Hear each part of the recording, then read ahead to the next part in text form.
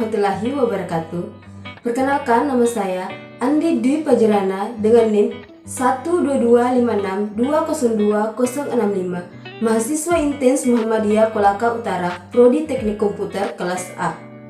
Di sini saya akan memaparkan beberapa materi pembelajaran pendidikan Pancasila dan kewarganegaraan yang diberikan oleh dosen pengampu Bapak Andi Akbar Herman, SH.MH, di mana materi-materi tersebut adalah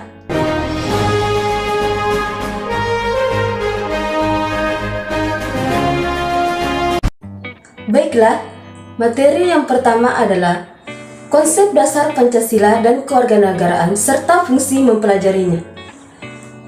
Konsep dasar pendidikan Pancasila dan kewarganegaraan merupakan bentuk pendidikan yang mengembangkan sikap dan kemampuan warga negara baik dari aspek pengetahuan, keterampilan, dan karakter, serta bertindak sesuai dengan Pancasila dan Undang-Undang Dasar Negara Republik Indonesia tahun 1945.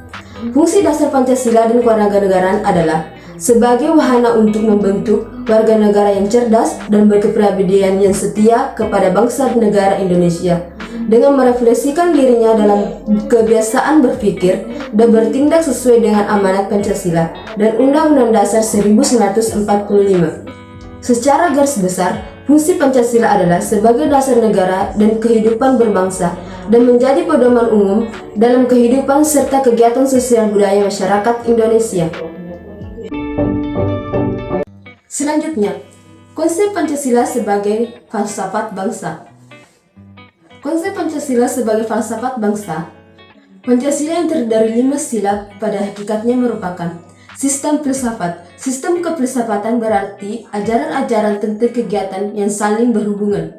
Pancasila mengandung banyak nilai dan makna bagi Indonesia, salah satunya sebagai filsafat hidup bangsa.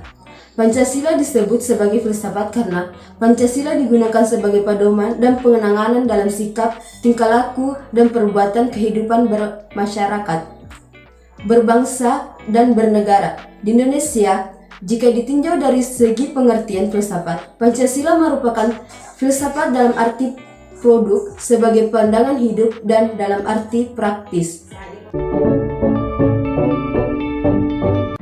Selanjutnya, Pancasila sebagai ideologi negara.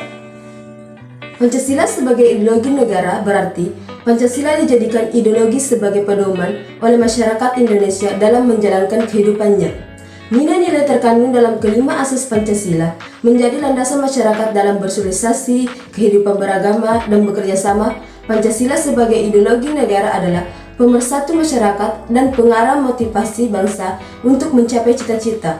Peranan Pancasila sebagai ideologi negara memberi bimbingan kepada masyarakat Indonesia dalam menentukan sikap dan tingkah laku. Dan Pancasila sebagai ideologi negara secara lebih luas adalah visi atau arah kehidupan berbangsa dan bernegara di Indonesia. Kemudian, Pancasila sebagai asas dan sumber hukum berbangsa dan bernegara. Pancasila sebagai sumber dari segala sumber hukum atau sumber tertib hukum dari negara Republik Indonesia. Pancasila sebagai sumber segala sumber hukum mengandung arti bahwa Pancasila berkedudukan sebagai ideologi hukum Indonesia, kumpulan nilai-nilai yang harus berada di belakang keseluruhan Indonesia. Pancasila sebagai dasar negara digunakan untuk mengatur segala tatanan kehidupan bangsa Indonesia dan mengatur penyelenggara negara. Pancasila dijadikan sebagai dasar negara karena memang sesuai dengan jiwa bangsa Indonesia. Dan terakhir, implementasi Pancasila. Implementasi Pancasila dalam kehidupan bermasyarakat hakikatnya merupakan suatu realisasi praksisi untuk mencapai tujuan dan cita-cita bangsa Indonesia, di mana makna setiap Pancasila yaitu sila pertama, ketuhanan yang Maha Esa, yang mana mengandung nilai yang luhur dalam kaitannya dengan ketuhanan, keagamaan, keadilan, dan kenegaraan. Sila kedua yaitu kemanusiaan yang adil dan beradab, yang mana mengandung makna mengenai penghormatan terhadap orang lain walaupun setiap masyarakat memiliki perbedaan yang beragam. Sila ketiga yaitu persatuan Indonesia, yang mana menempatkan persatuan kesatuan serta kepentingan dan keselamatan bangsa dan negara sebagai kepentingan bersama di atas kepentingan pribadi dan golongan. Sila keempat yaitu kerakyatan yang dipimpin oleh khidmat kebijaksanaan dalam permusyawaratan perwakilan, yang mana sebagai warga negara memiliki kedudukan, hak dan kewajiban yang sama dan tidak memaksakan kehendak kepada orang lain. Dan terakhir, sila kelima yaitu keadilan sosial bagi seluruh rakyat Indonesia, yang mana masyarakat Indonesia berhak mendapatkan keadilan tanpa membeda-bedakan latar belakangnya. Itulah tadi beberapa materi yang saya sampaikan. Lebih dan kurangnya mohon dimaafkan. Wassalamualaikum warahmatullahi wabarakatuh.